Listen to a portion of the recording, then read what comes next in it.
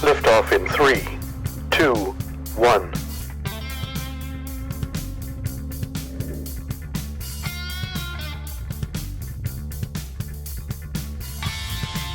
How are you? I'm good. Thanks for asking. How about you?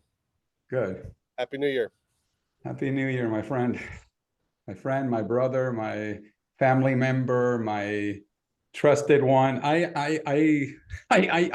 have so much that I want to talk about.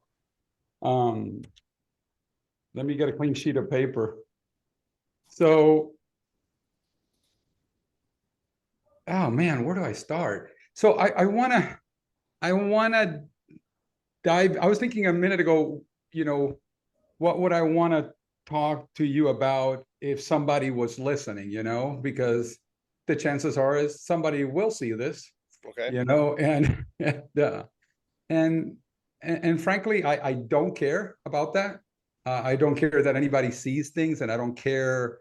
I don't think anybody's voices should be filtered because somebody's listening in, and if anything, I think our experiences are what make us who we are. And I also believe that in our truth and vulnerability, I think that's where beautiful things come from. And a lot of us, especially me, have lived life just holding back, even though you probably don't think so. I hold back a lot because yeah, you try to keep it together for these kids, and you try to do all these things that we've been doing for years. So before diving into what I want to get into, I just want to welcome anybody who's watching to the Body Mind Index podcast. And my guest today is Kurt Kinsey.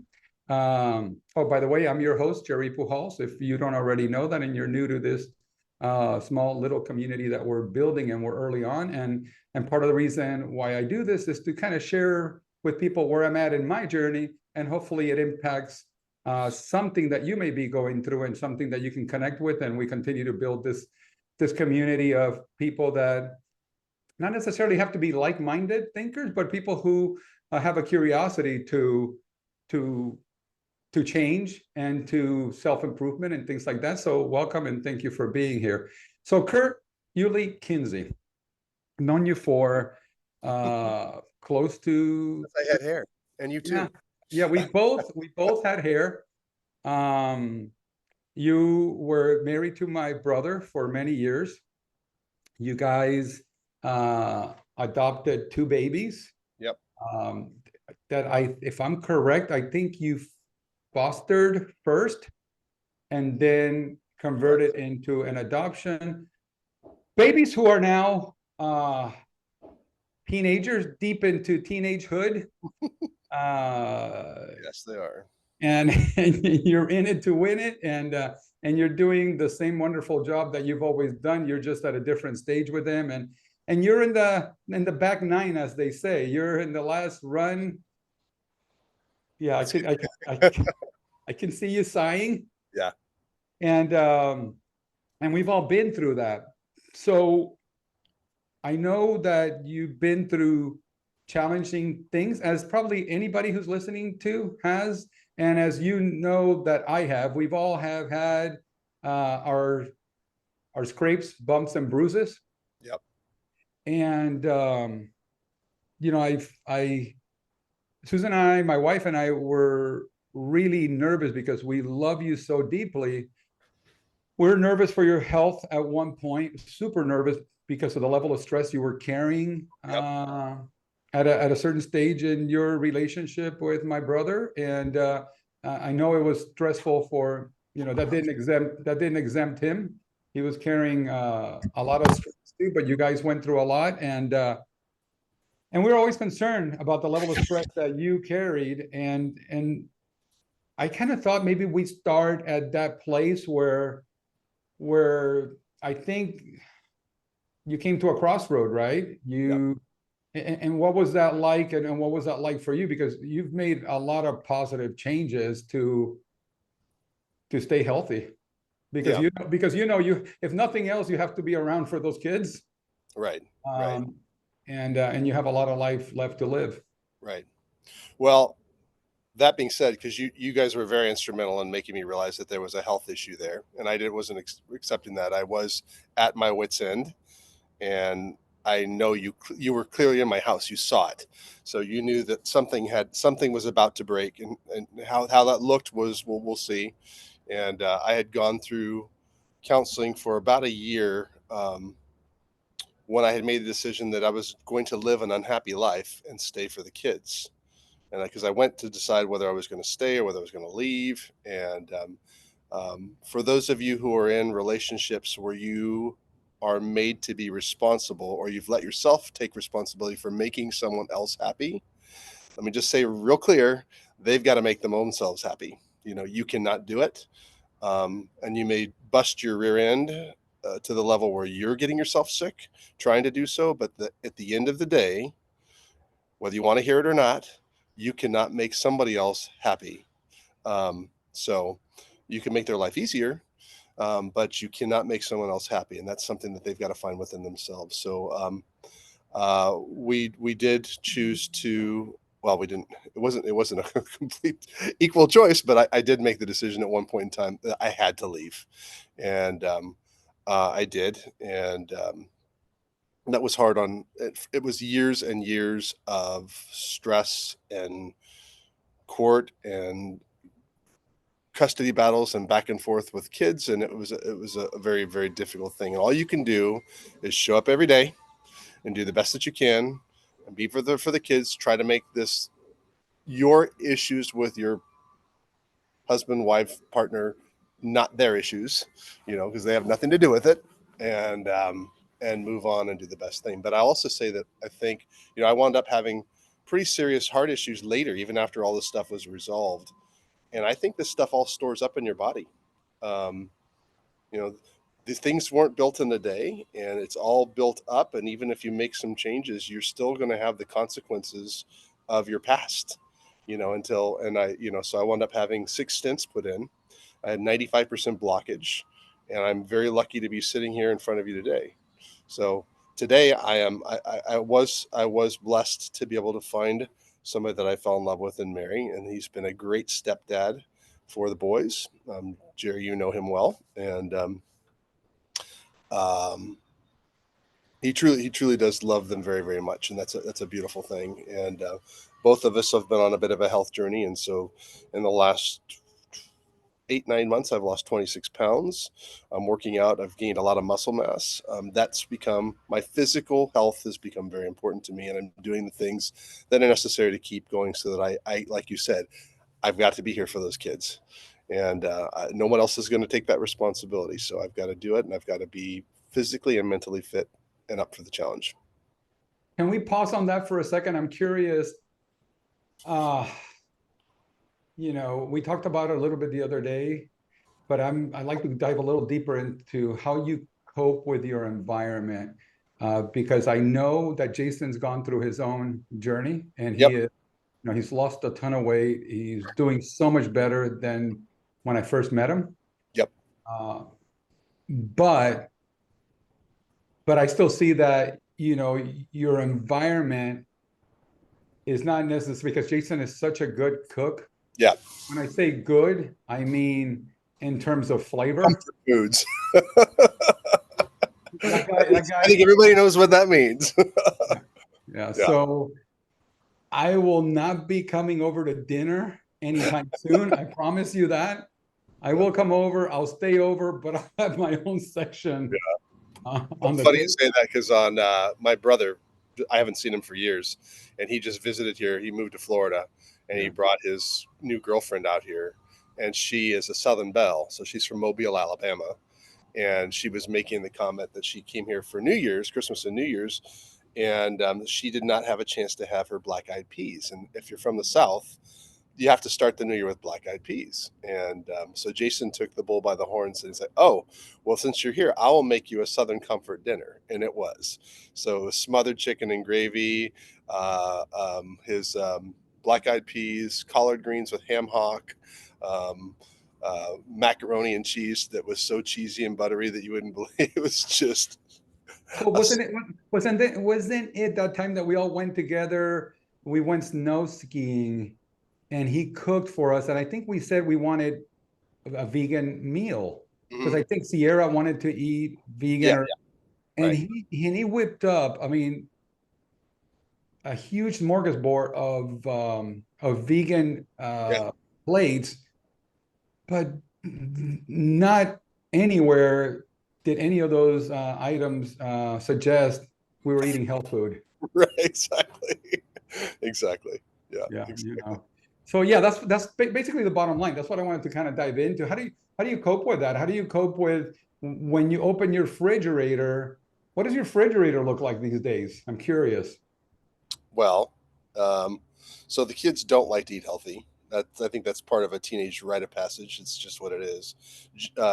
James is 15 and he does because he's into lifting weights and looking good, and he's pretty good about eating healthy foods for the most part. Like if he picks a snack, it's usually something, fairly healthy.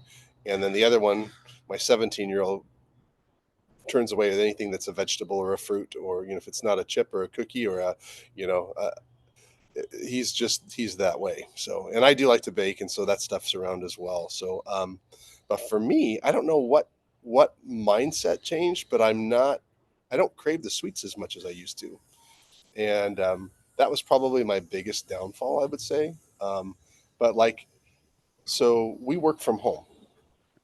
I have a home office, and Jason travels 5 days a week typically, but through the holiday times he's been here, and he's hired somebody new, a chief operations officer, and so she's here, and he's because he loves to cook. That's a therapeutic thing for him. He's cooking these heavy breakfasts, and so I gained 9 pounds over the past 2 weeks. Well, past this last week, I actually have lost 7 of the 9 pounds. So just by going back to my eating my cottage cheese and my cucumbers and just healthy, and I feel so much better. I truly do. Or like slicing up a tomato with some olive oil and basil and some fresh mozzarella cheese, something like that. So I know you don't eat cheese, but that would be Or, my or, or, or olive oil, let's just be or clear. olive oil. Yeah, yeah, yeah. So, but I'm able to keep my weight. I know what I need to do to keep my weight down. Oh, and also I have been, sorry for the airplanes. Um, Okay. I have a homeschool kid inside, so I had to come outside. I do intermittent fasting, and I'd done it before and not really stuck with it. And so after 7 o'clock, I don't eat anything. And I don't usually eat until about 11 o'clock in the morning, 10:30, 11. So that time period, and then introducing something that's healthy versus a heavy breakfast, like he's been making chili killies and spam eggs and rice. you know, those are things that he's been making on a regular basis. So he also has put on some weight and is like, oh my gosh, I gotta stop this, stop the insanity. Remember that lady back in the day, Susan Powder? Yeah, he's in the stop the insanity mode now. So um, he's trying to get back to just taking a protein drink with him, and we're not on the, probably still not on the most healthy side, but it's definitely healthier than we were. So protein drink, protein bar, fresh vegetables, and he will eat that. He will eat it. It's just hard when you're traveling. Yeah, I just one of my biggest challenges has always been to meet people where they're at. So when I find my way, I become really judgmental and I start really barraging people for not, let me put the quotations up, getting it.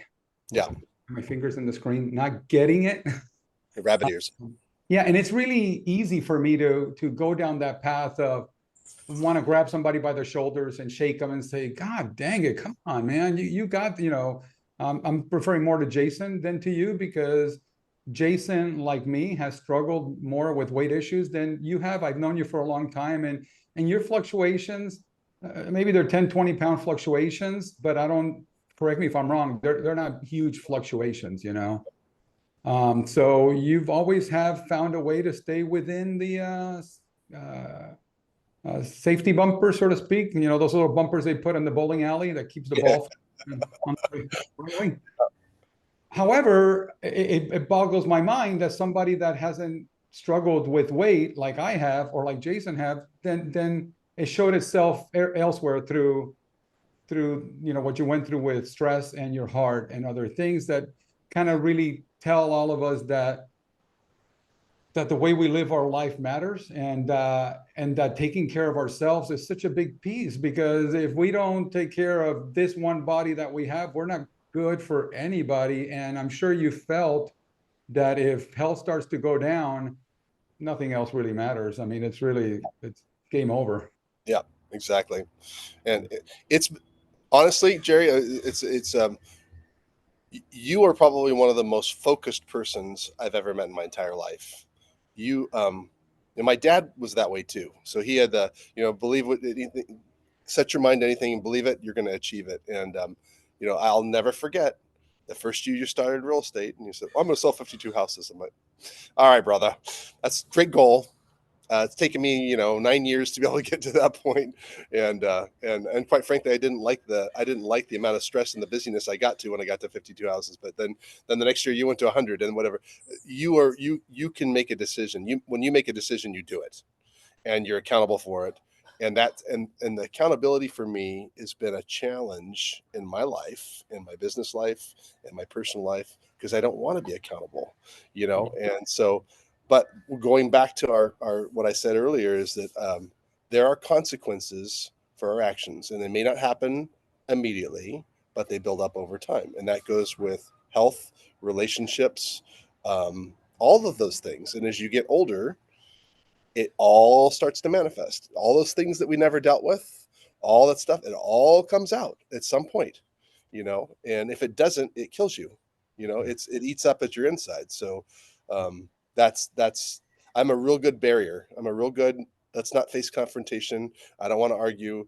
Let's bury all this stuff. And that is probably the most unhealthy thing you could possibly do. And this last year was probably one of my toughest years because I had to face all that stuff. It all comes up, and I had to face emotions that I've never let out of my body probably ever, as an adult. And it's uncomfortable, but in the same breath, it feels really good. So Well, I love that you put that out there, that that as men we sort of don't get to, or we think we don't get to, and then it all comes boiling over. And the fact that our culture's made it really easy for us not to, and so we don't. I feel lighter, I feel healthier, I feel mentally more clear. I'm actually excited for this year. So, and I haven't been excited for a while. So this is kind of a good thing. I had a conversation with my brother-in-law last night, and I thought, man, once you sort of pull back the reins on poor healthy choices, whether they're in relationships, whether they're in food, whether they're in movement, once you kind of rein that in and you start making yourself accountable and start showing up and start doing those things, the future just tends to look so much brighter, man. I told him I keep saying this over and over. I think the best is yet to come. Yeah, I do too. And we may have difficult times, but I think. Oh, that's never going to go away, my friend. No, and it may get more difficult. But the thing is, if your attitude's different, you're going to address them and face them differently, and they won't have the impact on you in a negative way that they could if you were not in the mentally clear state. Oh man, can we talk about that for a little bit? Because I keep using this term, walking through fire. Mm-hmm. If you can intentionally walk through fire, what would you do to make yourself stronger? Yeah. Can you tell me what you would do to make yourself stronger? What hard thing do you think you should face to help make yourself stronger? For me, I know it's not being afraid of confrontation, and to be honest and with my feelings and being able to say what needs to be said. Now, mind you, obviously we can be brutally honest to the point where we're going to hurt somebody, but in the same breath, not put your feelings and emotions aside, because that's going to hurt you later, but to face it on right. Let's go. This is a difficult conversation. And, fire is an interesting thing. So fire is used, like you said, to walk through fire for power over your mind and the whole bit. But I come from a Christian background and I read a lot, and God's very clear about cleansing with fire too. And it's true. It's that burning. It's that whole burn all the old crap away, right? Go forward, and you may find yourself falling back a little bit. But for me, I definitely know it's not to stuff everything inside. It's to be, okay, we've got this problem. Let me think about it for a second before I speak. And then let's just say it, and not be apologetic for it, but just say it, and put it out there on the table, So if you're not happy with something, or you want to advocate for something, you need to say it. Are you the one that has the wood whittler going on out there? Yeah, sorry. They're building a house behind me. No, don't worry. I have, I actually, there's a landscaping crew outside of my door right now. And Yeah. if you cannot hear it, it's only because, I can't hear it. yeah, I had to invest a lot in this crazy mic, so it cancels all that out. Otherwise, Friday is probably not a good day to do podcast recording. Yeah, Thursday's that way here. You leaf blowers all over the place. It's all you hear. Yeah. Yeah, I love that, man. I'm just really discovering that the more I confront discomfort, Mm-hmm. the more liberated I tend to feel, and the more I can accomplish. Yeah. And I frankly love accomplishing a lot. I believe there's still a lot I have left to do and I want to do. Yeah. And, right now I'm on a cycle. I've been running quite a bit. I've been trail running. I've been hiking some pretty neat elevations and doing some cool things. But I came to the realization that I've never, even in the pretty intense things that I've done, I don't think I've ever walked or moved my body through the distance of a marathon. I don't think I've ever walked more than 26 miles in a 24-hour period of time.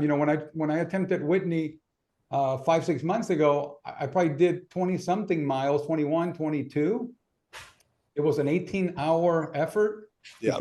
because of the elevation and all that, but I never made it through marathons, and that really bothered me. And I thought, why don't I at least get to the place where, I'm already running 12, 13 miles. I can run 12, 13 miles, which from a guy that couldn't hardly move a year ago, it's a tall order. But now why don't I get to a place that I can walk nonstop for 24 hours?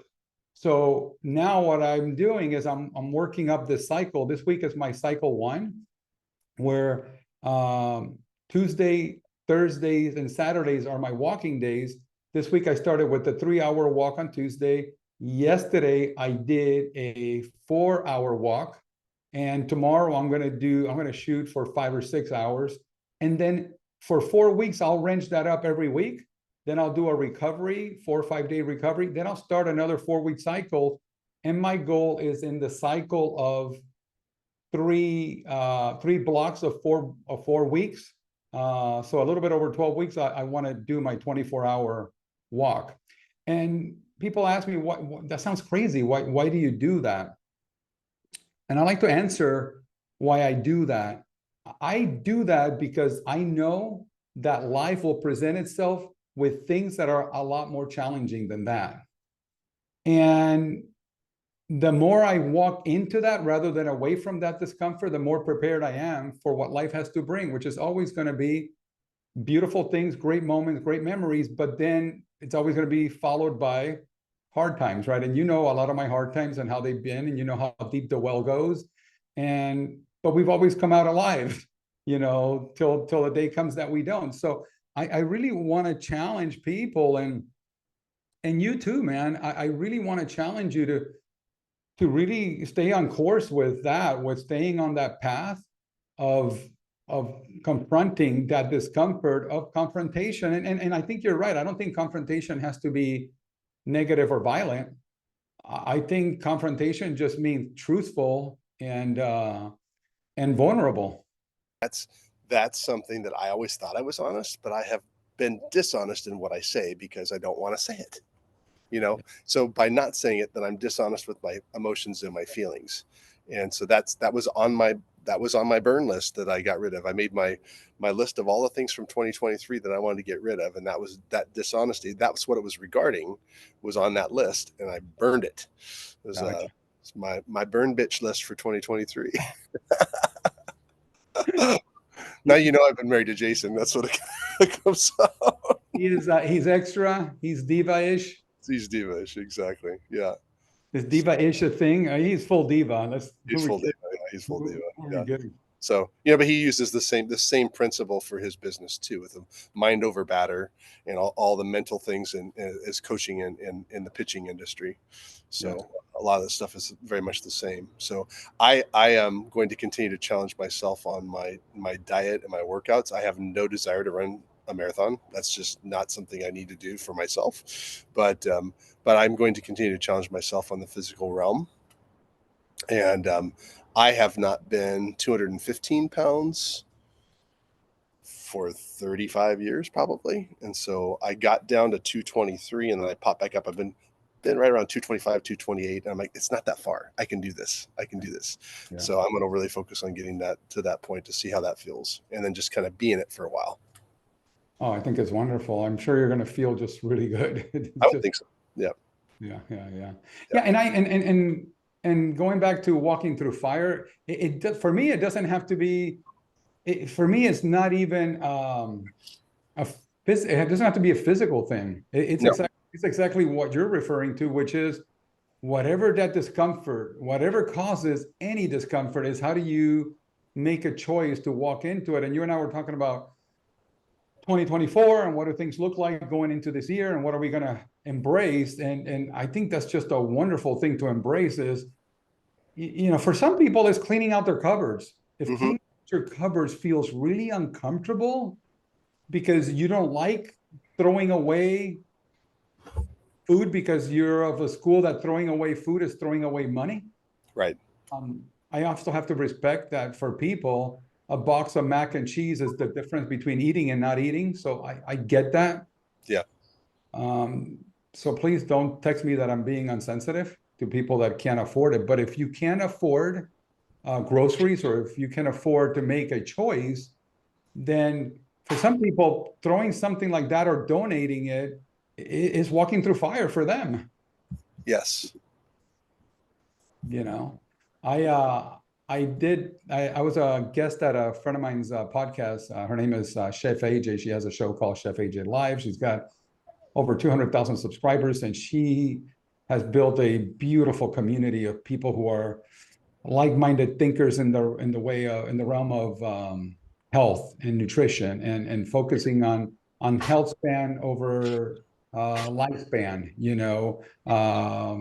Healthcare rather than sick care, which is really kind of the system that we have right now to medicate and not have to address things by just making better choices as to what we put in our mouths, right? So she has just this beautiful community. And when I was a guest on her show a couple of weeks ago, what I found interesting in the conversation was that when she learned that, that I have a property or places that lend themselves out to a cleaner lifestyle, she says, gosh, Jerry, why don't you rent your places out in a way that people can come and detox?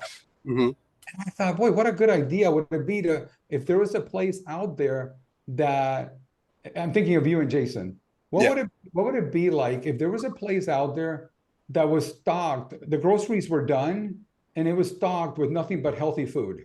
Right. But somebody as creative as Jason love it had to do something with that that healthy food. Yeah. And here's what I know, it would blow our minds that, right? Because his level of creativity is so intense that I think I would stock it just like my house, but what that guy would do with a sweet potato is different than what I would do with a sweet potato. You can't put sugar anywhere near him. You cannot give him that option. Yeah, we did have those sweet potatoes with brown sugar on the southern meal. They were delicious. I've had all that. I've had all that at your house. Are you kidding? Yeah. Those were part of the vegan meals. I think he even I think he had a sweet potato dish that day when we were doing, and I think what he did, he made a vegan rendition of soul food when we were together. And there may have been black eyed peas that day. I know there were collards, and the collards were delicious. I mean, everything was as if you were mainlining sugar. Right. Because guess what? Sugar is vegan. Right. So I learned that from your mom. Yeah. My mom is pretty good at hacking the system. Fried vegetables and My mom can make sweet potato pancakes Yeah. that keep you coming back for more, Right. because flour is vegan too. Exactly. Exactly. You know. Yeah, for sure. Absolutely. And nowadays, even before the days when our mom would cook, my mom would cook for us, now we have vegan butter, we have vegan everything, vegan cheese. You have so many processed foods out there that will clog our arteries or potentially can clog our. I got to watch out with how I speak, Kurt, because anything could be misconstrued or people can say, oh gosh, yeah,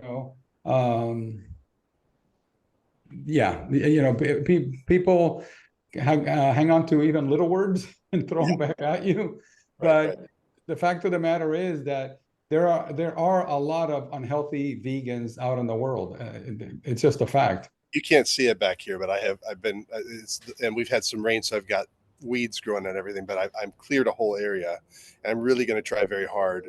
I'm going to weed this thing, and I've got all the stuff ready to plant a garden, and I've got sunlight for now. So that was a reason why I couldn't grow anything. I mean, in San Diego, the climate's perfect for growing, but I'm really going to be trying to eat what we grow and see how we I'm do. glad you brought that up, because if people didn't know you and didn't know where you live, right now it looks like part I don't want to name anywhere in the country to not offend anybody, but when I see blue tarps and pallets. Can you see that? Yes. I was covering my firewood. No. Blue, not even just blue tarps, ripped up blue tarps. No, they're not ripped. They're just laying down on the ground because I have Whatever. firewood. I'm just telling you how I see them. I Right? see ripped up blue. My junkyard. I see hoarder / collector / yeah, not the guy who I know. Yeah, that's funny. And Yeah. and if anybody knew that Kurt lives in La Jolla, about a block away from the beach, that yard doesn't lend itself to that. But the I was trying to get my ferns and everything else. That's more of the bougie guy I know. Yeah, that's the back 40, Jerry. That's the back 40, which again, I know that there were a lot of plants there before and all that. So you cleared all that out. And the idea of doing a garden in that flat area is brilliant, because you get such beautiful sun out there. Boy, and again, I see that also as a way to create more movement in your, because I know you like going to the gym. You're kind of a gym rat type of guy. Yeah. I hate the gym. I like being outdoors, and that's sort of my solace. But if I had the opportunity to plant a garden, I just know that's as good as working out for me or being out on a trail hiking. So I think that's such a good idea for you, man. Yeah. Well, we're going to give it a shot. Yeah, no, it's wonderful. And if the boys will get involved and help you, those are strong backs, man. Yeah. Yeah. They're going to be getting the firewood that I'm just getting ready to get delivered here and put back underneath that blue tarp. So what else do you have going on for this year in the way of trips, R&R, travel, movement, anything else you can share with me? Well, let's see here. Hey, you're welcome, Sean. I'm going to Sean going surfing? No. Oh no, Sean is not the root. Sean is. He's got a walker. Nice. So, Okay. Yeah. So, no, we're going to be doing some skiing in February, so we'll be going up and doing that. The boys got new ski gear and some clothes, so we went this summer to Mammoth, and in August we skied in Mammoth, which was it wasn't great snow, but it was the whole novelty of doing it, and they realized how much they missed it, and so we're going to be doing some skiing this winter, and so that's pretty much what I know for sure. And then hopefully this summer. We have summer school, unfortunately, so we won't be able to do anything until July. But Jason may be coaching the Turkish national team, which is actually, it's interesting. They're all the Russian players, because he was taken to Moscow before this whole thing started with Ukraine. Women's soccer? I mean, women's softball? Softball, yeah. And the World Games are in Barcelona, Spain. And so I'm hoping that we all get to go to Barcelona. And once we get to Europe, hopefully we can go and take some extra time afterwards and, explore around, get to Italy again and have some fun. So that's kind of what we're thinking. We live in a great spot. And so it's I don't mind not leaving. honestly. And there's tons to do right here. And we've got the ocean right here and the mountains San Diego's, there's a lot of open space here. I don't think people realize that. They all think it's the city, and it's not. There's more open back country than there is city. And so there's a lot to explore right here. So, and then I have my oldest son who doesn't like to go anywhere. He likes his room, he likes his computer. And so, yeah. Yeah. Very, very highly creative introvert. Yeah. Absolutely. But there's getting some movement in real estate down here too, because this last year with the increase in interest rates, and because so many people had purchased and had those nice low, 3% interest rates, they just don't have the incentive or maybe the ability to qualify to move. And so it just kind of has really slowed down my business. But all of a sudden, everybody's getting antsy and ready to go. So I've got 4 properties hitting the market next week. So Wow. I'm gonna be busy for a little while. You're just like Susan. Susan's got 4 properties hitting the market. So Yep. if anybody didn't pick that up, we're all in real estate is our daytime jobs. And it's Kurt got me into it about 25 years ago. So that's all on you. Gee, thanks. Speaking of Mammoth, Jerry Jr. and I were there probably right around the same time as you. Mm-hmm. And we actually did a cold plunge in that lake for about. You did, Crowley? We were or there. Convict. Convict Lake. We were in Convict Lake. Yeah. We were there. We held in the water at 37 degrees for about almost 5 minutes. It was one of the hardest things I've done. And then on the way back, we did it in Lake Tahoe as well. Wow. It was intense, but how long did you say? 37 minutes? No.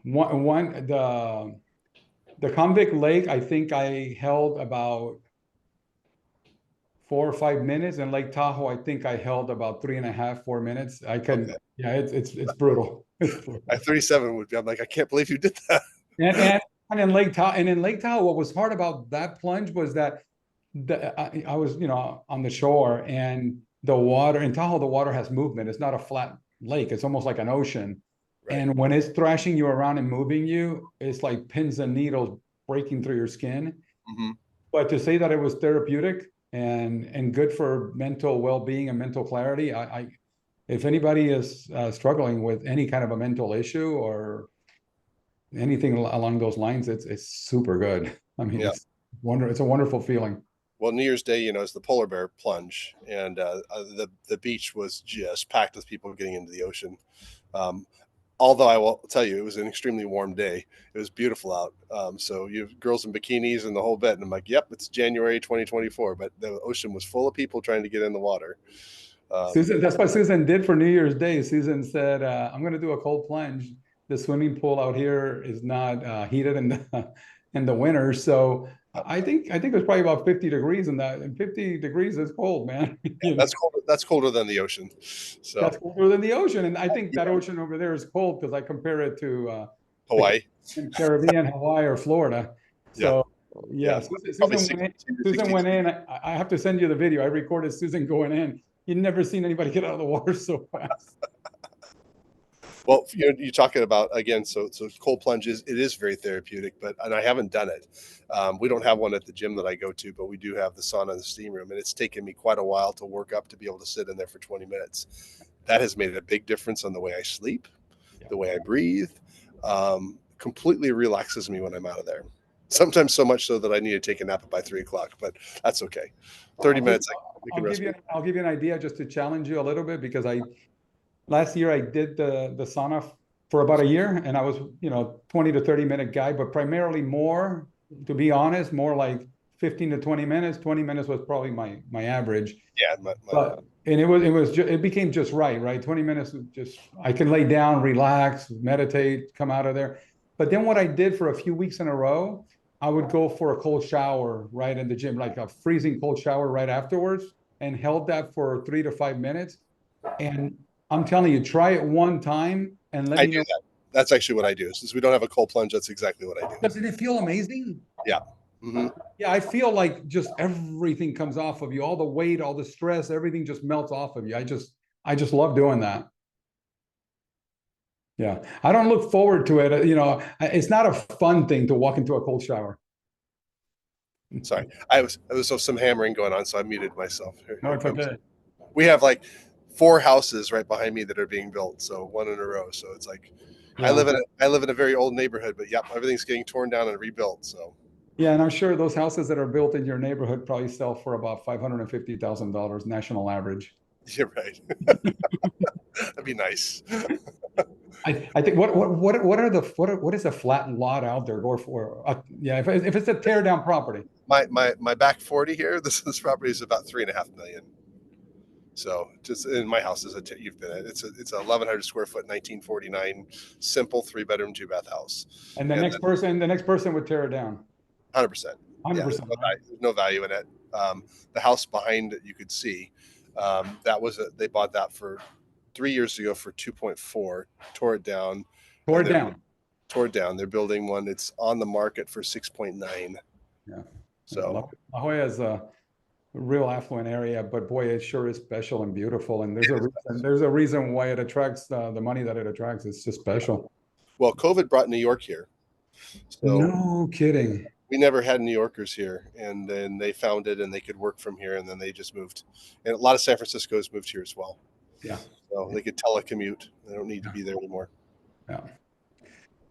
Well, my friend, I'm looking forward to 2024. I think it's going to be wonderful. I think I put the bug in your ear. If you want to do a cleanse week in Napa Valley, I'll stock up the groceries for you guys. Sounds good.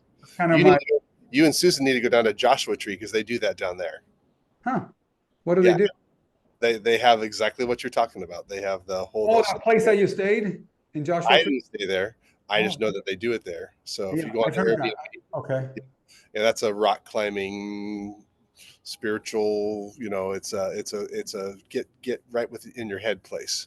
Oh, that's wonderful. So I don't even know where Joshua Tree is, which I'm in for as much hiking as I do. And I'm already today I'm going to book I'm going to try to conquer the John Muir Trail the second time now in 10 days. I did it in 17 days last time. So this time I'm going to try to do it in 10 days, and I'll see if Jerry Jr. wants to go with me. So I have to do an average of 22 miles a day on that hike to do it in 10 days. So that's kind of my big challenge. You want to go? You know what? I would love to go. I'm going to tell you why I can't. I never expected you to say I would love to go. No, I have a very challenging 15-year-old that I can't leave. Not for too long. 10 days would be too long, right? Yeah, he'd have to come with me. So maybe that was what we do. We'd take him out of school that could work. That might be the game changer. Hey, buddy. Game changer, actually. I'll have to rethink that one a little bit. But this is the time of year for you guys to think about going down to Joshua Tree. It's in the desert, and it's about 45 minutes to an hour away from Palm Springs, and it's otherworldly. It really is. It's a national park. And then there's areas around it where they have a lot of vacation rental type of such off-grid everything. It's a very interesting place.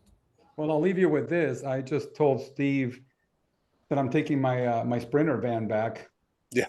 So I am taking it back, and I'm going to convert it into an RV. Yep.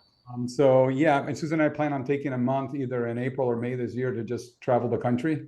So thank you for putting that in my ear. But maybe I might go to Joshua Tree before then, because I really need to thaw out from this 30-something degree weather that's outside my door right now. You guys cold up there? Cold, man. It's really cold. You're gonna be staying in the backyard in the sun. Shush it, man. I'm inside. I got the heater on. It's awful. Dude, thanks for spending the time with me. This is super fun. I'm going to send you an invitation so you can. I have 2 real estate podcasts.